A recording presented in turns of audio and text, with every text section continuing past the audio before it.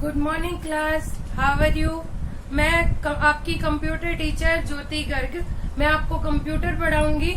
तो आप बात करते हैं हम चैप्टर 1 कंप्यूटर कॉन्सेप्ट्स की। आपने 4th क्लास तक ये पढ़ा होगा कि कंप्यूटर क्या होता है, कैसे वर्क करता है। तो आज एक बार हम उसको रिवाइज कर लेते हैं, पीछे वाले कॉन्सेप्ट्स को, फिर हम नेक्स्ट क्लास में आगे करेंगे। तो सबसे पहले आप देख रहे होंगे यहाँ पे मैंने लिखा है row data and information. I hope कि आपको ये पता होगा, हमने पढ़ा है। हम कंप्यूटर में बार बार रो डेटा और इन्फॉर्मेशन वर्ड यूज करेंगे। तो पहले समझ लेते हैं कि रो डेटा क्या होता है। रो डेटा का मतलब, अगर मान लीजिए मैंने नाम लिख दिया ज्योति, मैंने लिख दिया 1 2 3, मैंने लिख दिया ABC, ये मैंने वर्ड्स लिख दिए, ठीक है। और अब आपको ज्योति 1 2 3 ABC पढ़कर क्या पता चला, ज्योति क्या है? कुछ याद आया ज्योति क्या है? नहीं। 1 2 3 पता नहीं क्या है, एक साथ लिखी है ये वाली ABC, नहीं पता क्या है। और अगर मैं लिख दूं माई नेम इज ज्योति,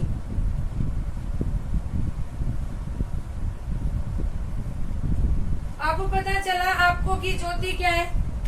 ज्योति मेरा नाम है। तो ये फर्क होता है रो डेटा एंड इन्फॉर्मेशन में। रो डेटा का मतलब आपके पास कोई भी वैल्यू, किसी पर्सन का नेम, कोई जगह का नेम, कोई काउंटिंग, कोई ABCD XYZ, कुछ भी आपके पास है, अगर वो आर्बिट्रेरी है, मतलब ऐसे ही पड़ी हुई है वो चीजें, M कहीं पड़ा है, J कहाँ है, O कहीं पड़ा है, मतलब कुछ वैल्यूज पड़ी है, लेकिन इनसे इन वैल्यू को पढ़कर हमें कोई इन्फॉर्मेशन नहीं मिल रही, कुछ पता नहीं चल रहा, तो वो वैल्यूज कहलाती है हमारी रो डेटा, ठीक है। और जब इन सारी वैल्यूज को एक साथ इकट्ठा करके लिख दें और एक सेंटेंस बना दें और उससे हमें कुछ ना कुछ पता चले, जैसे मैंने इन सबको मिला के एक सेंटेंस बना दिया, माई नेम इज ज्योति, तो इससे मुझे पता चल रहा है कि मेरा नाम ज्योति है। कोई और पढ़ेगा तो उसको पता चलेगा कि मेरा नाम ज्योति है, ठीक है। तो क्या मिली? एक सेंटेंस बना, कुछ इन्फॉर्मेशन मिली। जब डेटा आपका एज पड़ा हुआ हो, फैला हुआ हो, उससे हमें कोई नॉलेज नहीं मिल रही हो, कोई इन्फॉर्मेशन नहीं मिल रही हो, तो वो कहलाता है रो डेटा। और जब रो डेटा को एक साथ इकट्ठा करके लिख दे तो वो कहलाती है हमारी इन्फॉर्मेशन। तो डेफिनेशन की अगर हम बात करें तो रो डेटा की डेफिनेशन होती है collection of values, collection of facts. Facts का मतलब फैक्ट है ज्योति 1 2 3 ABC, कुछ है, कुछ एग्जिस्ट कर रहा है। और इन्फॉर्मेशन की अगर बात करें तो collection of raw data.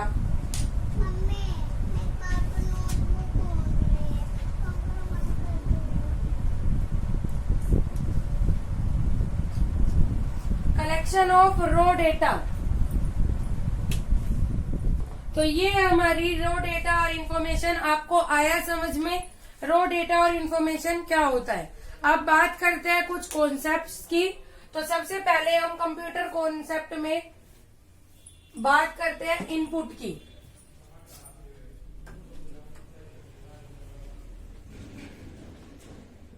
Input, आप कंप्यूटर यूज किया, आपने लैब में गए होंगे, वहां पे आपने कीबोर्ड देखा है। कीबोर्ड के थ्रू, जैसे माई नेम इज ज्योति मुझे एंटर करना है कंप्यूटर के अंदर, तो आप कीबोर्ड के थ्रू या फिर किसी भी डिवाइस के थ्रू कंप्यूटर में जब कोई डेटा एंटर करते हो तो वो कहलाता है इनपुट। कंप्यूटर में कोई भी डेटा एंटर करना, जैसे मैं यूजर हूँ, ठीक है, मैं कंप्यूटर चला रही हूँ, तो मैं कौन हूँ? यूजर। जब यूजर को कंप्यूटर में डेटा डालना है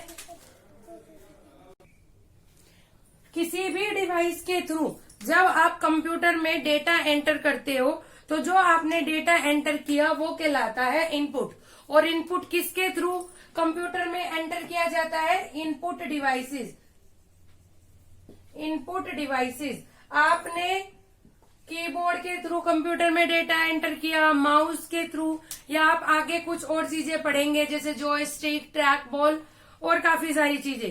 तो ये सारे डिवाइसेस जिसके थ्रू आप कंप्यूटर में डेटा एंटर करते हो वो कहलाते हैं इनपुट डिवाइसेस। और इनपुट डिवाइसेस के थ्रू कंप्यूटर में जो डेटा एंटर किया जाता है वो कहलाता है इनपुट।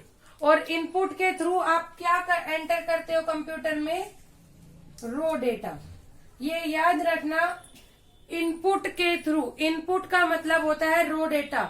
आप कंप्यूटर में इनपुट डिवाइसेस के थ्रू रो डेटा को इंसर्ट करते हो, ठीक है। इसके बाद हम पढ़ेंगे आउटपुट।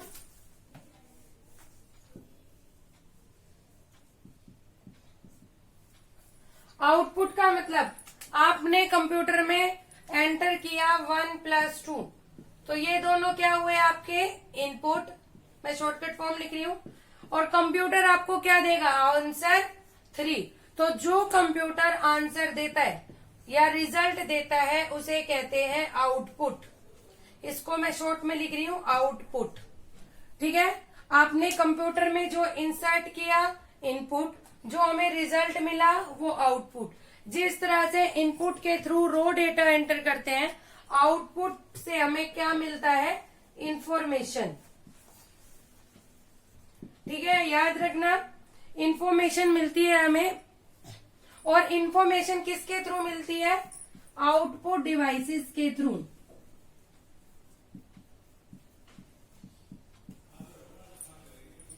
इनपुट किसके थ्रू एंटर होता है? इनपुट डिवाइसेस के थ्रू। आउटपुट किसके थ्रू मिलता है हमें? आउटपुट डिवाइसेस के थ्रू। आया समझ में? अब थर्ड कॉन्सेप्ट इसमें हम पढ़ेंगे। थर्ड है हमारा प्रोसेसिंग। कंप्यूटर में जब हम प्रोसेसिंग करते हैं तो इनपुट डिवाइसेस, आउटपुट डिवाइसेस। और प्रोसेसिंग किसके थ्रू होती है? CPU, central processing unit.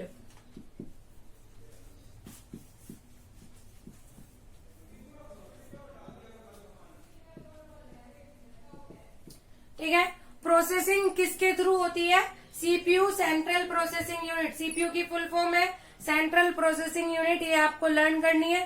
तो आया समझ में? अब प्रोसेसिंग होती कैसे है? आपने कंप्यूटर को दिया 1+2, इनपुट दे दिए कंप्यूटर को, उसने आपको आंसर दिया 3, ये क्या है? आउटपुट। और 1+2 को जो 3 में कन्वर्ट करने का बीच में जो काम हुआ, कंप्यूटर ने जो काम किया, ये काम कहलाता है प्रोसेसिंग। आई तीनों टर्म समझ में? इनपुट, आउटपुट और प्रोसेसिंग, ठीक है। अब इसका एक डायग्राम देखते हैं कि कंप्यूटर कैसे काम करता है। तो देखिए, सबसे पहले आप कंप्यूटर में इंसर्ट करोगे इनपुट। इनपुट के बाद होगी प्रोसेसिंग। इनपुट जो आपने दिया उस पे प्रोसेसिंग होगी और आपको मिलेगा आउटपुट। यहां पर मिलेगा आपको आउटपुट, ठीक है।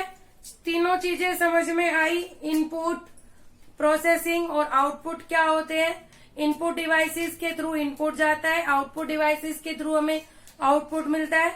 सीपीयू, सेंट्रल प्रोसेसिंग यूनिट के थ्रू प्रोसेसिंग होती है। इनपुट से हम रो डेटा इंसर्ट करते हैं, आउटपुट डिवाइसेस से हमें इंफॉर्मेशन मिलती है। आए कॉन्सेप्ट समझ में? अब नेक्स्ट क्लास में नेक्स्ट कॉन्सेप्ट। अगर यहां तक आपको समझ नहीं आए तो मुझसे पूछिए। Thank you. मम्मी आप